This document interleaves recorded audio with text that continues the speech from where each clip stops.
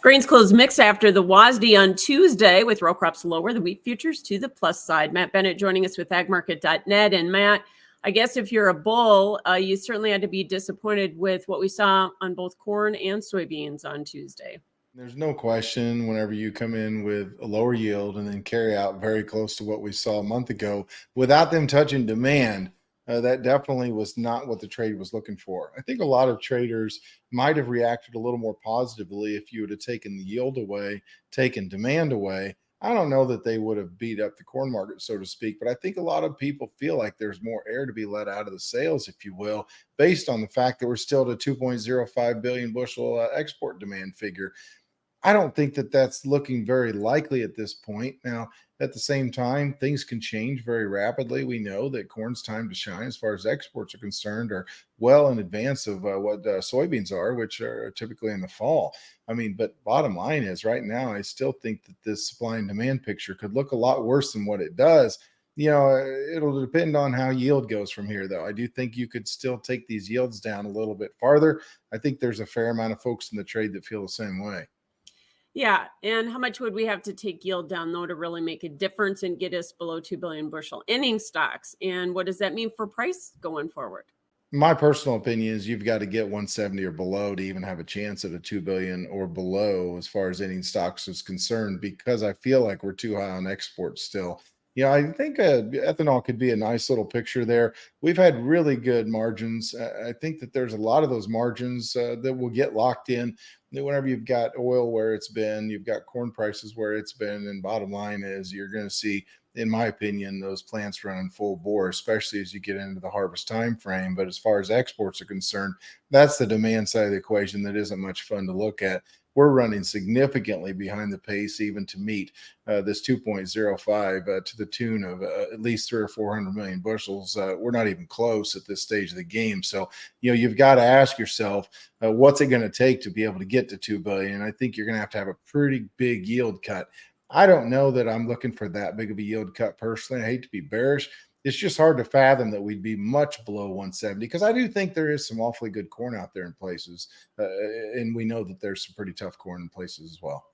So long-term support in December, corn has been 450. Do we hold it when you're above 2 billion on carryout?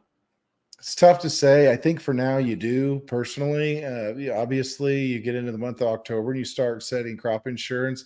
We've talked to a lot of producers about if you've got a surefire yield loss, if you do make a run towards 450, that's probably a pretty good place to step in, and maybe protect your revenue loss, if you will. And so bottom line is the closer you are to 591, the lower your payout's going to be. We all have to understand how that works. And so producers that are in parts of the Corn Belt that definitely have a yield loss, be paying close attention to that. But I do think that will have an impact on markets as well. I don't think you're just going to be able to march down to 450 and stay below that at this point. I think there's still a fair amount of unknowns, whenever you look at yield. I mean, what if we go 2 or 3 bushel lower? But if you stayed at 2.2, Michelle, I think ultimately that's where you're working towards, is more of a $4.50 handle on corn. And we did see a lower yield on soybeans, but do you think we have more room to go down in yield? I do, actually. I hate to be like that, but this just wasn't the finish we needed. So, you asked me a month ago, what do you think about this report? And I would have told you, this was before the first round of heat a month ago. I would have said, hey, you know what? Since August 1st, we've had good rain. I think that their yield is too low. I mean, that's the way I felt a month ago. But then you come in here the week before Farm Progress Show. I mean, it was just absolute scorcher. We know a lot of folks had 100-degree temps for multiple days. That's not what you want on a bean crop, especially whenever your topsoil is running excessively low, very little subsoil moisture in most of the Corn Belt as well. So I've got to think that the beans took a hit. These genetics are flat out incredible, and they can handle stress better than any time we've ever seen. But at the same time, you got to be realistic here. And if beans don't have rain to finish up, you can have all the pod counts in the world, as the Pro Farmer Tour suggested, but pods don't mean much if you can't fill them. Yeah. So, Matt, the bulls were disappointed with a 220 million bushel carryout figure on soybeans. So where do we need to be price-wise? Where do you think we hold now? Yeah, that's the tough thing. If you're just basing this off the U.S. situation, you're probably going to be bullish, even at 1350 type beans. But at the same time, you start looking at the world situation, they're still at that 119 million metric tons is their forecast whenever this next marketing year is wrapped up. I mean, the thing is that they're forecasting essentially normal size crops out of South America. So Argentina wouldn't have a major drought. Brazil is going to come at us with more acres as they seemingly always do. And so I think that the market is trying to decide, where do we want to place our focus? And I think that a lot of world buyers are very hesitant to chase a very strong market already. I'm saying whenever we're at $14, I think that some of those buyers backed away from the table, so to speak, and weren't going to necessarily chase these prices around just because the U.S. was excessively tight. So I think it's a balancing act. And my personal thought on price levels is that producers ought to at least protect these sort of prices. But I still want to stay flexible because it could be quite a dynamic market if you take maybe another 2 bushel off the crop. I'm not saying it's going to happen, but I do think it's a possibility. And if that happens, Matt, is it possible soybeans go up and are able to pull corn along, or what happens with that corn soybean price relationship? Well, I tell you what, it's been awful rich. And so, when you look at soybeans to corn, I mean, whether you're talking old crop, new crop, I mean, those ratios have been running very rich compared to what we typically see. And so, one of two things is going to happen in this situation: either corn's going to rally, or beans going to fall out of bed at some point. So, I think as a producer, you've got to understand. I mean, where's more risk lie for me, and try to protect against that. But yes, Michelle, I do think that ratio gets more in line. It gets more intact with what we normally see. How's that going to occur? Your guess is as good as mine. I do think that this really strong demand that we continue to see come online for renewable diesel and crush plants for soybeans, I think will have an impact. Bottom line, that could change the ratio, I guess, in the short run, but I don't expect that we're going to stay anywhere close to a 3-to-1 ratio. And we've been banging on that door quite a bit over the last few weeks.